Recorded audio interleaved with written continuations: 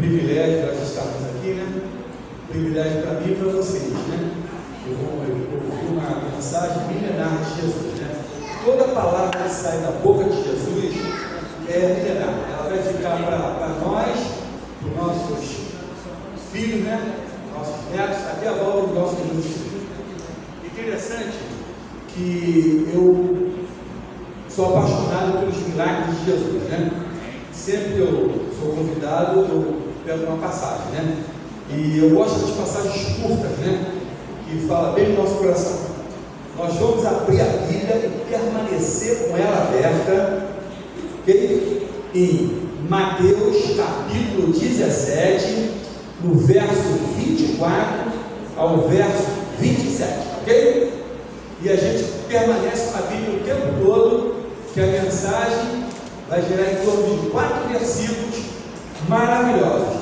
Se nós lermos desatento, desapercebido, nós não vamos captar a riqueza de detalhe da mensagem, tá? Vou fazer uma oração. Senhor, nosso Deus, que teu Espírito Santo esteja aqui comigo, com cada um presente, faça com que essa mensagem cale fundo na mente de cada um, que possamos praticar, Senhor, as mensagens, falar a tua voz, Senhor, em nome de Jesus Cristo. Vamos ler a passagem, que é maravilhosa. Jesus paga o imposto, né? Em outras traduções, eu peguei a tradução ali da Bíblia Missionária, coloquei até ali. Tem algumas coisas que são em outras páginas, né? Em outras traduções, mas aqui fala Jesus paga o imposto, ou Jesus paga o tributo. E mais moderno fala a moeda na boca do peixe. Olha como interessante. E eu vou ler aqui. Tendo eles chegado a Cafarnaum, dirigiram-se a Pedro, os que cobravam o imposto das 2 dracmas, e perguntaram: não paga o vosso mestre as 2 dracmas? Respondeu Pedro: sim, apressadamente. Ao entrar Pedro em casa, Jesus lhes antecipou, dizendo: Simão, Simão, que te parece? De quem cobram os reis da terra o imposto ou o tributo? Dos filhos ou dos estranhos? Respondendo Pedro: dos estranhos. Jesus lhes disse: logo então, isentos são os filhos. Os filhos. Mas, para que não os escandalizemos, vai ao mar, lançam o anzol, e o primeiro peixe de pescar tira-o, e abrindo-lhe a boca, achará o estaca. Toma-o, entrega por mim e por ti. Fantástico, né? Que passagem. Se você ler como se fosse um livro normal, você não vai ver a riqueza de detalhe. Mas nós tiramos aqui a introdução, que vai ser maravilhosa, que é a consideração geral, o significado do milagre, que é profundo, 4 versículos. Okay? A singularidade desse milagre e as lições dele para a nossa vida prática.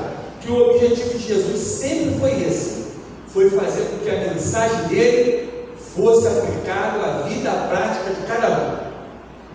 É uma das passagens mais difíceis de interpretação, segundo o Dr. Rodrigo Silva. Interessante, né? Eu achei que era tão simples, né? Isso aí é tão simples, 4 versículos.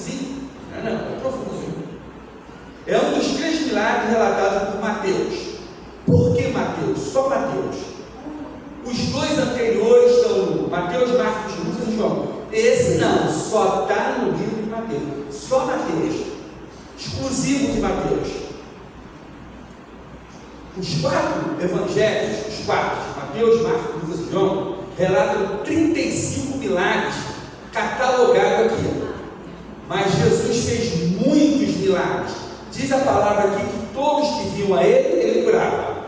Então ele foi mais médico missionário do que pregador da palavra de Deus. Interessante, né? Vamos aprender isso, hein? Ele foi mais médico missionário do que pregou a palavra de Deus.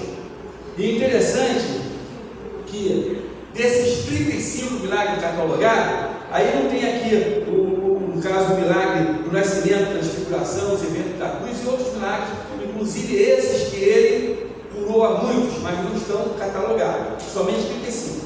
E a menção a Pedro e ao mar da Galileia, interessante, né? Pedro e o mar, por quê? Porque Pedro morava em Cafarnaum e Jesus ficou com Pedro 3 anos em Cafarnaum, às margens do mar da Galileia. Olha a profundidade desses versículos, né? Interessante que ali, as margens do mar, era o ponto de pregação de Jesus, era a casa de Pedro. Interessante. E sobre o mar da Galileia, 8 milagres envolvem Pedro direto e indiretamente. 8. 6 envolvem o mar da Galileia. E 5 envolvem tanto o mar quanto a Pedro. Então 19 milagres estão ali, rodeando Pedro. De 35 e 19 é mais de 50%. Então é uma passagem que tem que ser falada hoje para nós entendermos. No contexto dos milagres, se a gente for mais à frente, eles estavam questionando, os discípulos estavam questionando quem seria o maior no reino de Deus, qual seria maior. Por isso que aconteceu essa mensagem profunda. Vamos ler o texto e o contexto todo, né? 5 milagres beneficiaram Pedro diretamente. 5. Eu acho muito, muito e muito. 5. A cura da sogra de Pedro. 1. A pesca maravilhosa. 2. Pedro quando andou sobre o mar. 3. Quando ele cortou a orelha do servo do sumo sacerdote, o homem chamado Malco. 4. E a libertação milagrosa, que está lá em Atos 12, 9, quando todos estavam orando, solta Pedro, e Pedro bateu na porta e ninguém acreditou. Pedro foi solto. Passagem fantástica. E está tudo ali contido às margens do mar da Galileia, o mar que era a rota de Jesus, o acidente geográfico mais citado nas Escrituras. Interessante, né? Jesus foi batizado no Rio Jordão, né? O Rio Jordão que enche aquele mar da Galileia, um mar de águas doces. Já falei aqui a dimensão desse mar, 166 metros quadrados e uma dimensão, para você ter uma noção, daqui, do ponto que eu estou até Itatiaia, fazendo uma curva para a direita, entrando no Penedo, saindo em Maringá e voltando aqui para o nosso ponto aqui, fazendo uma parte geográfica, um desenho de uma harpa, chamado Mar de Quinerete. Quer dizer, o Mar de Quinerete é o Mar da Galileia, esse mar que nós estamos falando. Interessante, né? Ele sai lá do Líbano, lá de cima do Líbano, né? Ele desce a Síria, irriga o Rio Jordão, ali o Mar da Galileia, o Rio Jordão irriga ele, e depois desce lá para o Mar Morto, 390 metros. Interessante profundidade. Diz o rabino com toda a sabedoria, né? Que Jesus, ele criou 7 mares. Tem 7 mares. E ele teve esse mar da Galileia como seu deleite espiritual, onde ele estava ali presente e falando ali do barquinho de Pedro, falando para as multidões. Aí as pessoas falam assim: isso é impossível. Não é impossível, não, é possível cientificamente.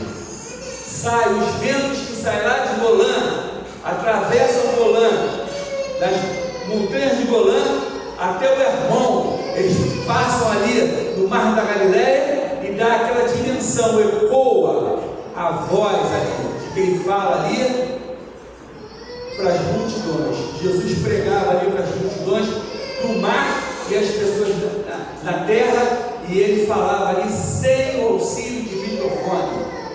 Já está isso aí estudado cientificamente, que acontece isso aí lá no Mar da Galileia. Muito lindo, né? E profundidade que a gente vê a singularidade desse milagre. Não sabemos. Porque ele curava a todos que vinha a ele. Por isso que esse milagre é singular. Por que aparece só no livro de Mateus? Interessante, por quê? A gente podia fazer essa pergunta, né? Tem milagre que aparece nos 4 evangelhos, e esse foi relatado só por Mateus. Por quê? Qual é o motivo? Vamos raciocinar. Qual era a profissão de Mateus? O que ele fazia? Qual era a profissão de Mateus? Eu vou dar uma colinha. Ele era cobrador de quê? Ele era cobrador de impostos e ele era agente da Receita Federal de Roma. Ele era um funcionário da Receita Federal de Roma. Interessante, né? Como é que pode, né? Um homem que tinha um conhecimento e habilidade com dinheiro. E é o único milagre que envolve dinheiro. O motivo que Mateus está ali. Era um especialista, ele, na área tributária. E é o único que envolve um peixe só. Quer ver? Como a diferença, a pesca maravilhosa envolve quantos peixes, gente? Fala ali, grandes peixes. Quantos? Vou dar uma dica. 150 e completa 153 peixes. A multiplicação dos peixes envolve mais de um. A segunda multiplicação, mais de um. Mas esse só envolve um peixe. E Mateus é o indivíduo que relata, porque era o especialista no assunto. Eu não tenho essa habilidade, né? Eu dessas passeios que eu faço aí, eu às vezes vou para os pesqueiros aí para a gente almoçar uma fruta, né, que eu gosto de fruta. Aí eu levei minha netinha, 10 anos. Aí meu filho colocou a isca lá e falou: vamos ver quem pesca mais. Eu falei: eu sou habilidoso. E botei lá e joguei nada. Joguei nada. A minha netinha nem jogou, colocou, pum, o peixe pegou. Aí eu falei: já que o peixe pegou dela, eu vou fazer uma foto do peixe dela. Eu peguei o peixe dela e fiz uma foto como se eu tivesse pescado. Mas não fui eu, não. Foi a minha netinha de 10 anos. Eu não pesquei um peixe, ela pescou 3 peixes. Eu não tenho essa habilidade. Pedro tinha habilidade, mas vamos ver. A habilidade de Pedro. Pedro tinha habilidade em pescar muitos peixes, que ele era da área, da família de pescador. O pai dele era um empreendedor da pesca. Mas vamos ver a profundidade desses versos. Parece que está faltando aqui o verso 28, que não completa, não termina essa história. Quer ver? A história do paralítico completa, Jesus completa. Ele tomou o seu leito e andou e foi embora. Lázaro, ele completou: vem para fora, antes de entregar para os discípulos, para tirar e dar comida para Pedro. Terminou. Mas isso aqui não, porque diz que é uma redundância, porque o que ele fala é como se ele tivesse feito. E ele mostrou na transfiguração para Pedro isso, a deidade dele. Por isso que ele antecipou. Quando Pedro falou que Jesus pagava, ele foi lá e Jesus antecipou a conversa toda, porque ele entendeu. Ué, ele já conhece os pensamentos. E o significado desse milagre: os cobradores não eram publicanos. Eles eram cobrador do templo. Eu fui descobrir isso vendo aqui 4 versinhos profundos. O imposto era um imposto religioso. Todas as pessoas com mais de 20 anos eram obrigadas a pagar 2 dracmas para o templo.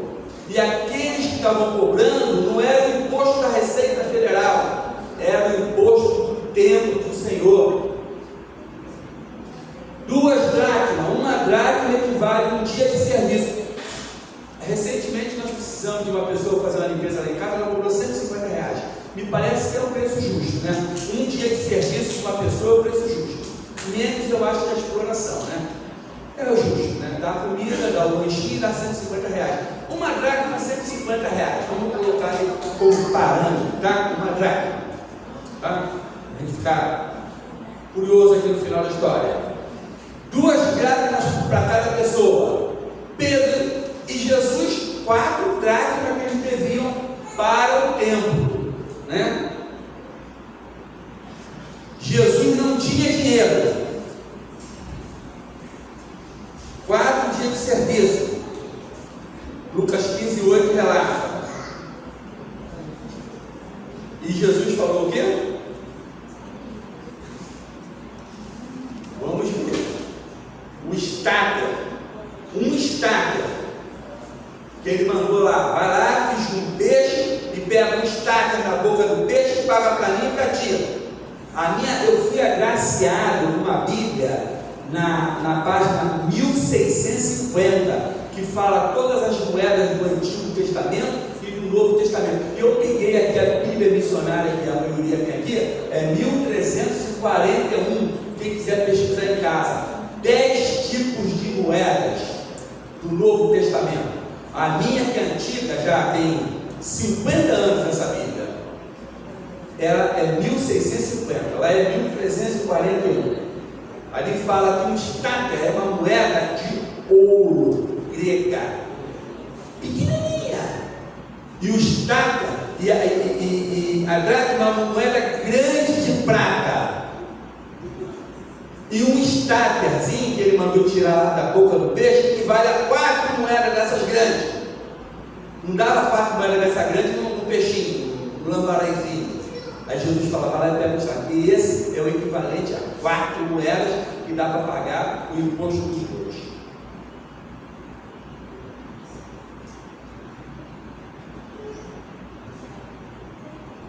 E interessante que tem uma estrutura gramatical aqui, que eles, os cobradores de imposto, falaram para Pedro, né? Ele paga o imposto, em outras palavras, sim. Pedro quis se adiantar e respondeu que sim, que Jesus pagava. Jesus não precisava pagar o imposto. Pedro se adiantou. Interessante, quando você é abordado num caso de uma investigação por qualquer motivo, a polícia te pega e você tem o direito de se calar e arrumar um advogado para falar com você, porque tudo que você falar pode ser usado contra você no tribunal. Aprendam isso. Quando você for parado por alguém, você não fale nada, fique quieto, porque você pode se incriminar. E isso aqui que fizeram com Pedro. Jogaram para Pedro, não é? E Pedro caiu e incriminou Jesus, comprometeu o Senhor Jesus. Mas quando ele falou que Jesus pagava, no verso 25 do capítulo 17, Pedro entrou em casa e Jesus já antecipou para ele, mostrando que leu o pensamento dele. E Pedro entendeu. Jesus foi rápido e fez a antecipação. E lá na transfiguração, Jesus aconteceu a mesma coisa. Fala para Pedro ainda no verso 5, especificamente no verso 5 do capítulo 17. Deus interrompe a Pedro e mostra ali a deidade de Jesus. E Jesus lá, quando Pedro foi falar que pagava o imposto, Jesus interrompeu ele e mostrou a ele que ele lia o pensamento, que ele era esse mesmo Deus lá da transfiguração. Profundo, né? E tem pessoas por aí, adventistas aí, que saíram, estão em outras esferas, não sei, bem inferiores, né, espiritual, porque não acredita na deidade de Jesus. Jesus é Deus, é o Filho de Deus, esvaziou-se em vez de estar aqui com ele. Ele mostrou ali para Pedro. Ele era isento, sabe por quê? Ele perguntou. Os levitas, os sacerdotes, os profetas não pagam. Verso 25. Jesus falou que o Filho do homem é dono do templo. Ele era dono do templo.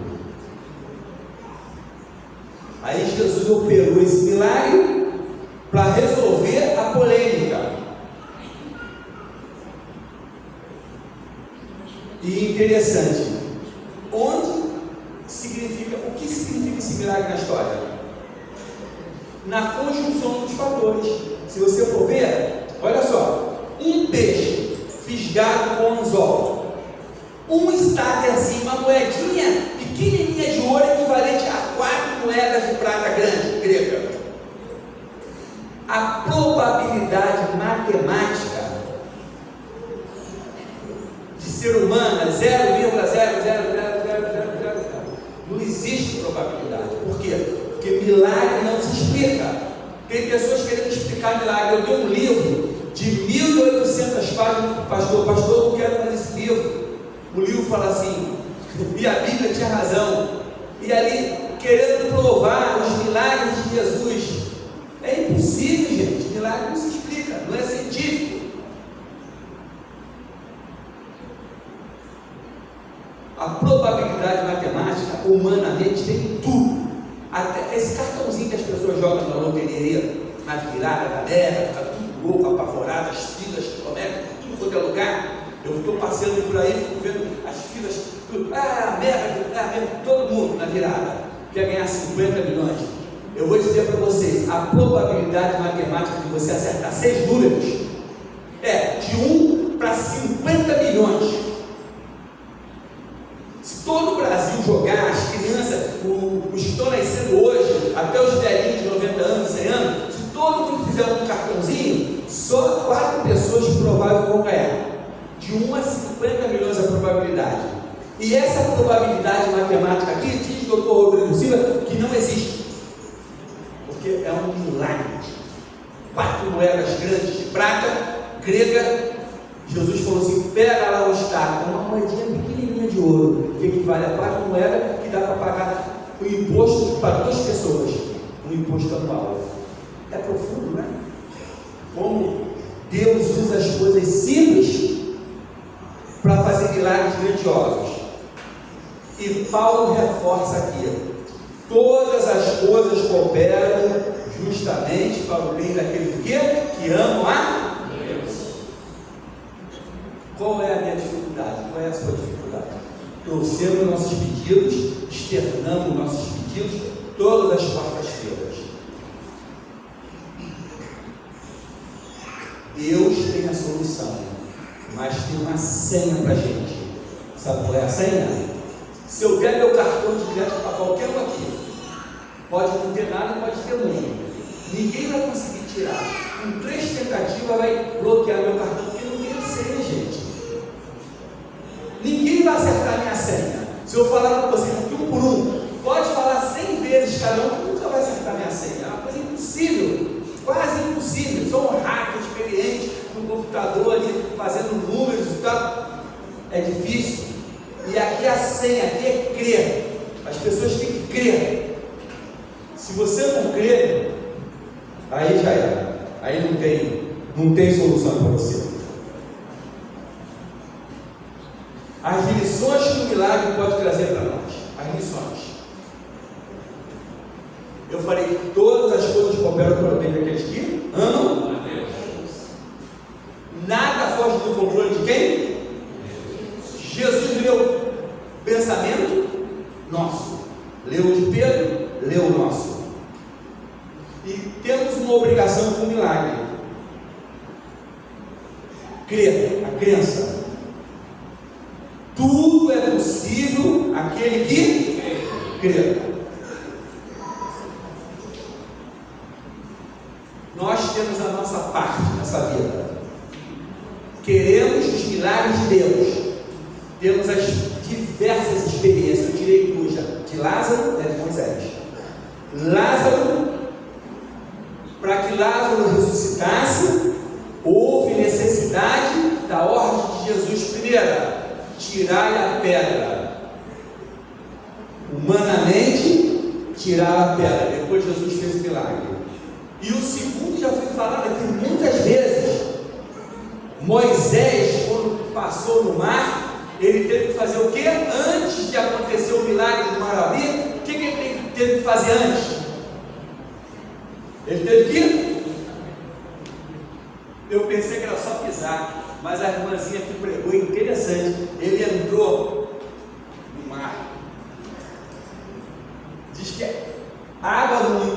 último sinal de perigo, né? Ele entrou, depois que ele molhou bem, aí uma maravilha. Precisamos ter fé, crer. Interessante, Jesus abriu mão dos seus direitos. Interessante que mais a professora final dessa parte que eu, né? É uma conjunção adversativa aqui, um sem mais, aqui, verso 27, no capítulo 17. Jesus falou mais, para que não escandalizemos, ele abriu a mão dos seus direitos e pagou o imposto sem dever. Lição prática para nós: estamos dispostos a abrir mão de nossos direitos para não quebrar um relacionamento conjugal, familiar e na igreja?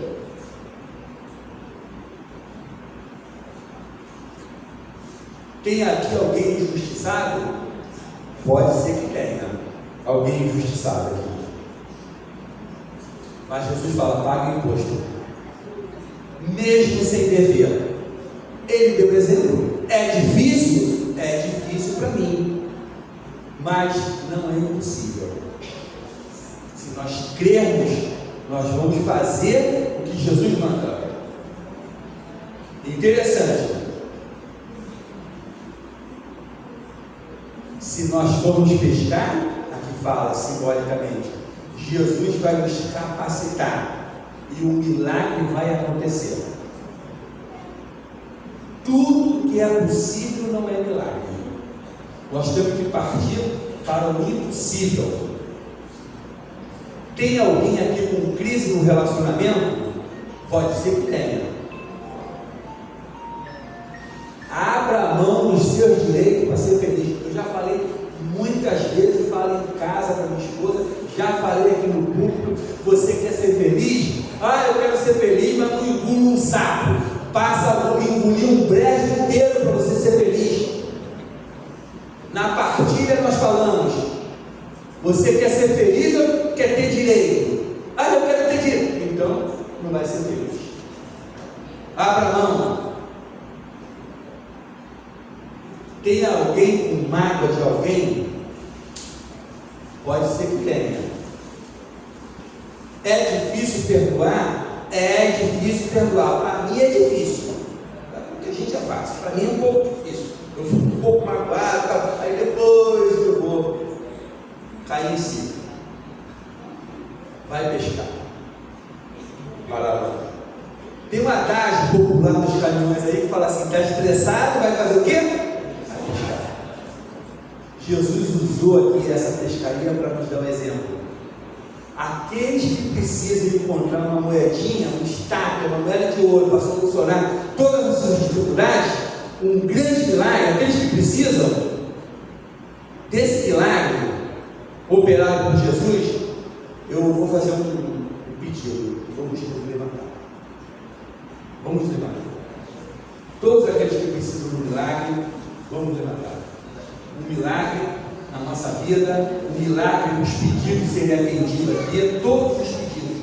Vamos crer realmente na palavra do Senhor Jesus, tá? Eterno Deus que está nos céus, muito obrigado por estarmos aqui, falar da tua palavra, essa palavra que vai ser falada até o dia da tua volta, Senhor. Nos capacite para que nós possamos entender, que possamos degustar a tua palavra, o teu Espírito Santo faça-se presente para que nós possamos praticá-la, Senhor Deus. Dá-nos a tua bênção nessa quarta-feira, estenda a sua bênção para todos os nossos familiares que não vieram, em nome de nosso Senhor e Salvador Jesus Cristo. Amém.